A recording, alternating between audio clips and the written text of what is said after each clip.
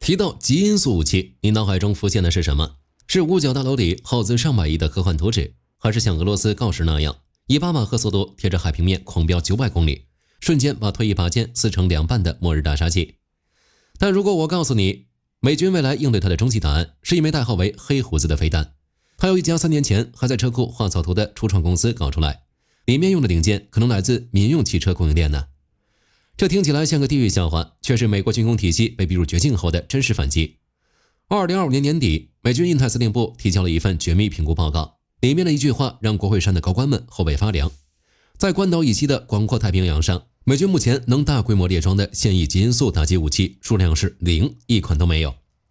當下的殘酷格局是，俄羅斯已經把實戰極音速武器裝上了軍艦，掛上了米格31，甚至在烏克蘭戰場上扔過幾十回了。而美軍手裡曾經引以為傲的牌庫卻無比尷尬，最快的高超項目暗鷹還在測試場，最穩的老將戰斧太慢，最便宜的火箭彈又太近。五角大樓開過無數次閉門會議，他們迫切地需要一個破局的答案。於是2026年4月24日，這個瘋狂的答案落地了。一份緊急合同，一家由3個前 SpaceX 工程師創立的年輕公司接下了一份高達4500枚飛彈的龐大採購計劃，目標只有一個，用最快速度把這枚帶有海盜名字的飛彈搬上航母甲板。然而這枚飛彈的參數，你要是只看紙面會覺得非常離譜，彈頭只有可憐的43公斤，速度還沒穩定突破5馬赫的極音速門檻，造它的人完全在用硅谷那套文化造飛彈，快速迭代，快速炸掉，快速修改。那麼問題來了，為什麼這款字面參數連俄羅斯一半都不及的半吊子飛彈卻被稱為美軍的絕地反擊？這個看似廉價的工業拼湊品到底靠着什麼詭異的戰術邏輯能讓克里姆林宮深夜燈火通明，徹夜難眠？要理解黑胡子到底有多恐怖，得先搞懂美軍現在被逼出來的全新戰爭邏輯。過去幾十年，美軍打仗靠的是絕對的技術代差，我的坦克比你硬，飛機比你快，用一架 F2 去換10架蘇27，打的是極致的交換比。但在极音速這條賽道上，這條老路徹底走不通了。俄羅斯的匕首和鋯石已經實戰列裝，不管真實性能到底有沒有注水，人家手裡就是有，而且真的敢扔。而美軍這邊如果繼續照着老路子，花10年時間和天價預算去磨一枚性能碾壓的完美飛彈，時間窗口根本等不起。所以思路必須發生極其殘暴的轉變，不再死磕单枚飛彈的絕對性能，而是追求同1秒鐘能往敵人臉上砸多少枚。到底極其簡單，也是極其冷血的算賬邏輯。一枚鋯石再快再難攔截，敵方一套 S400 防空系統能同時處理的目標也是有物理上限的。只要我打出去的飛彈數量瞬間承包你的雷達計算通道，剩下的飛彈就能漏過去，把防空阵地背後的雷達和指揮中枢撕成碎片。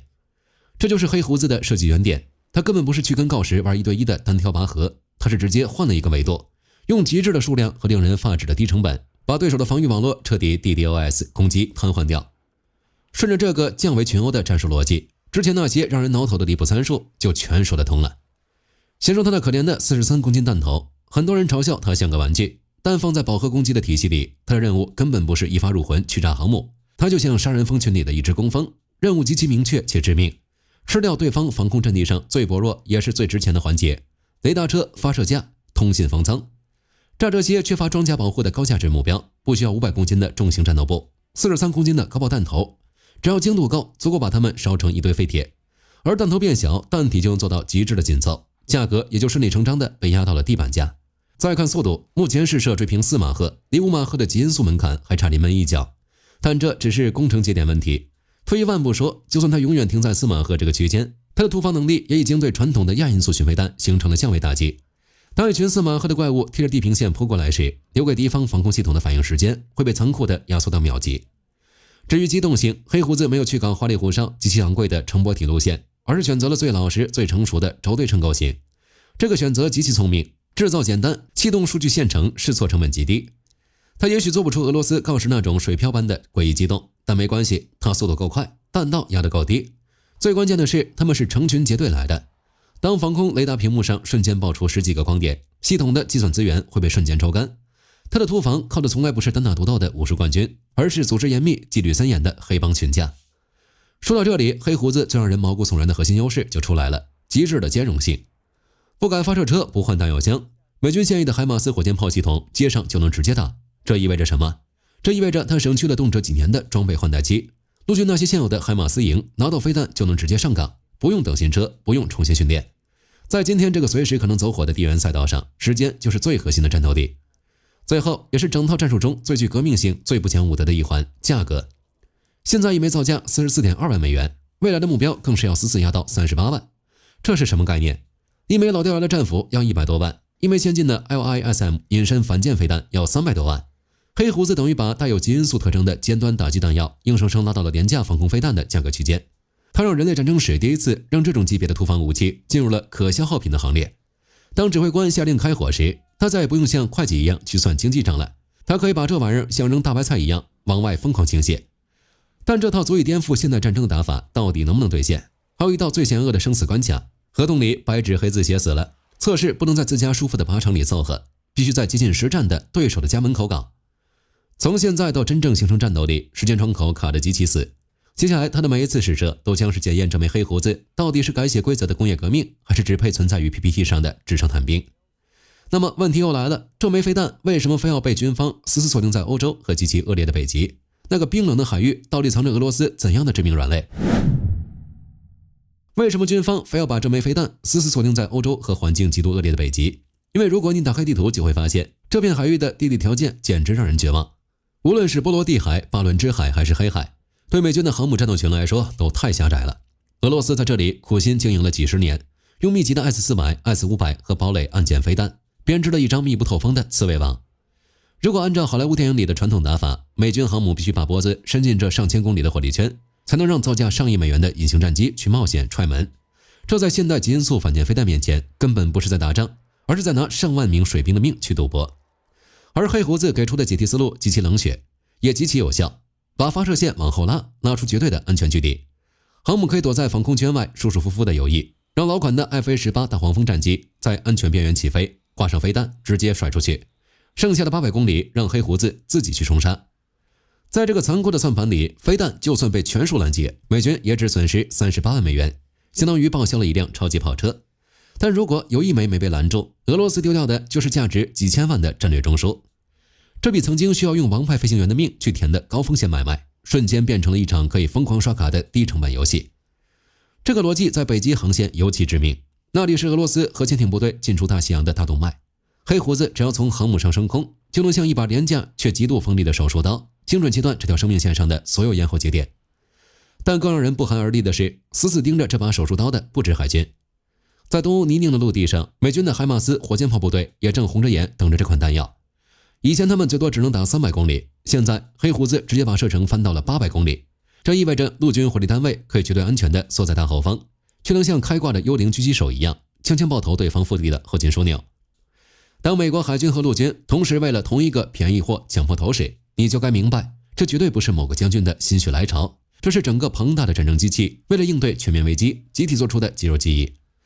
但如果你以為這只是一件新式武器的誕生，那格局就太小了。當我們把視角拉高，看透這場武器迭代的底層邏輯，你會發現一個更讓人毛骨悚然的真相：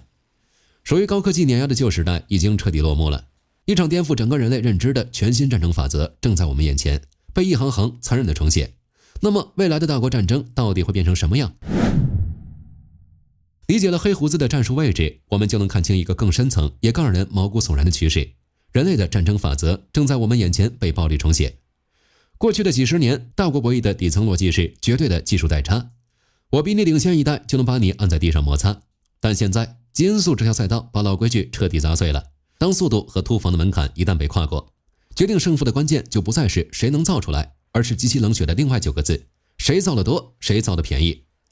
看看俄羅斯就知道了，他們手裡的匕首和鋯石確實很猛，但實戰證明他們並非無法攔截的神器。更致命的是，在嚴厲的制裁下，俄羅斯的產能根本跟不上前線的消耗，打一枚庫房裡就少一枚，這叫典型的存量思維。而美軍借着這枚黑胡子打出的是一套瘋狂的流量思維，年產幾百枚起步，5年的採購計劃高達4500枚。美軍現在做的事情極其陰險，他們是在把一場原本高不可攀的技術競賽，硬生生拖入了一場比拼造飛彈速度的工業產能消耗戰。而在工業後勤這條賽道上，美軍加上整個北約的體系優勢實在太大了。讓我們在腦海中推演一個令人窒息的未來場景：幾年後的北極圈，冰冷的挪威海域，一艘美國航母悄无声息地游弋在防空圈外，不用起飞造價上億的 F-35去冒險踹門，甲板上只彈射出2架老當益壯的 F/A-18大黄蜂，他們掛滿8枚黑鬍子，飛彈離架，扭頭就走。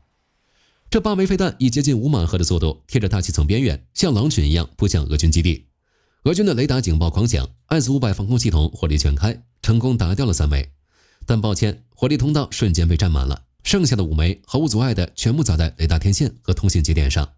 轟鳴過後，俄軍基地並沒有被完全癱瘓，但他的眼睛被徹底戳瞎了。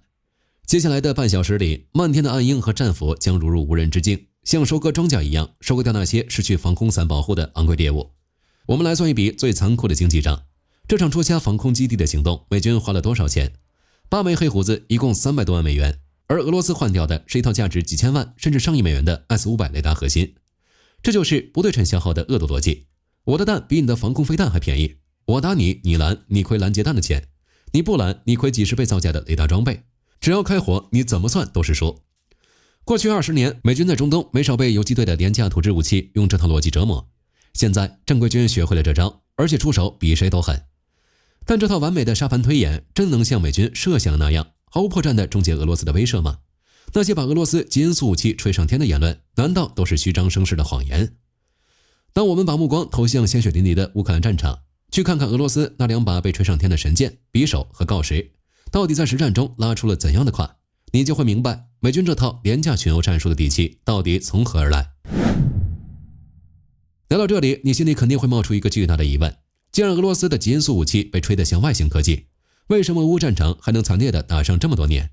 擁有絕對碾壓的頂級武器，難道不等於直接鎖定勝局嗎？答案極其殘酷，擁有絕對不等於強。在實戰這個無情的绞肉機面前，俄羅斯就像一個守着滿倉頂級食材卻連火候都控制不好的二流廚子。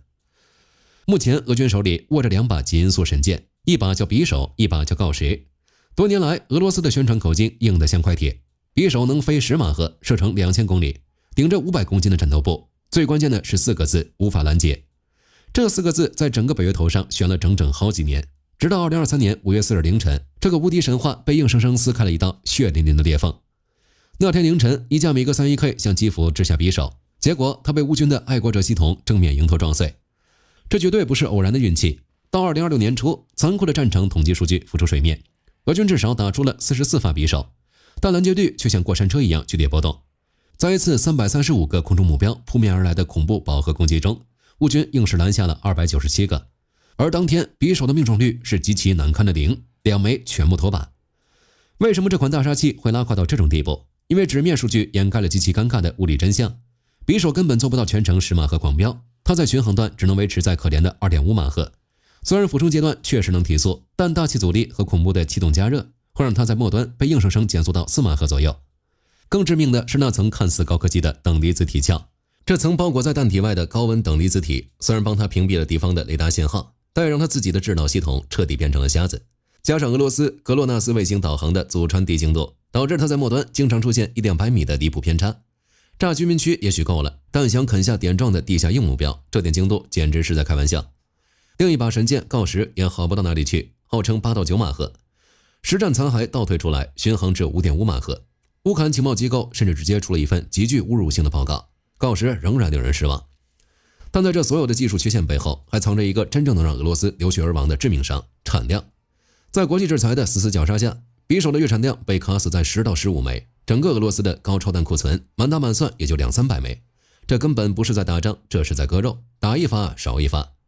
這就把皮球踢回給了美軍。美軍現在手裡拿的是什麼牌？防守端。有由半路出家的程序員就能操作並幹碎匕首的愛國者系統，還有新一代具備末端攔截能力的標準6防空飛彈。進攻端，陸軍拿出了能達3500公里的暗鷹极音速飛彈，以10幾馬赫的純動能撞擊，瞬間把目標砸成粉末。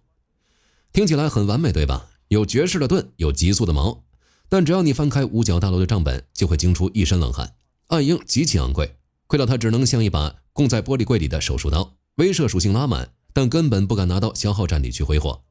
而標6攔截彈一枚造價超過400萬美元，在高消耗的戰場環境裡，光防空這一項就能把美軍的軍費燒出一個大窟窿。這就是美軍面臨的死亡陷阱：高端攔截彈太貴，高端打擊彈太少，在廉價炮灰和天價大殺器之間，美軍缺了整整一層。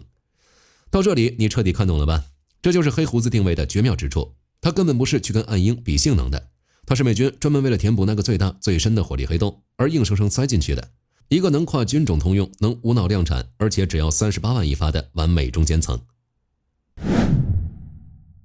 黑胡子到現在還沒能證明自己能穩定突破5馬赫，還沒在真實的強電子干擾下撞碎過哪怕一輛雷達車。他那可憐的43公斤彈頭，面對俄羅斯厚重的混凝土掩體，到底是一刀毙命還是隔靴搔癢？俄羅斯冠絕全球的電子戰部隊，會讓這枚用了商業零件的廉價貨在半空中變成無頭蒼蠅嗎？這一切目前都是未知數，所以全世界的軍事分析師都在吵，都在等。北約東翼的部隊在等，北极圈裡的航母在等，俄羅斯防空陣地上的雷達兵也在等，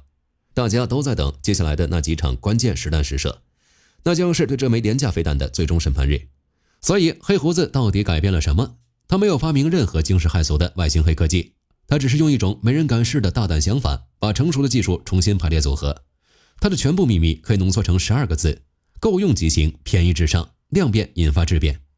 當第一枚量產版的黑胡子從戰機掛架上脫落，點火消失在地平線的那一刻，我們見證的絕不僅僅是一枚新飛彈的登場，那是現代大國戰爭的法則正在你眼前被一行一行血淋淋重寫的時刻。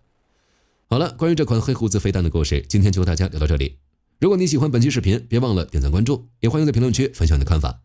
你認為黑胡子第一次實戰會在什麼時候呢？是否有人指呢？我是火力軍，我們下期再見。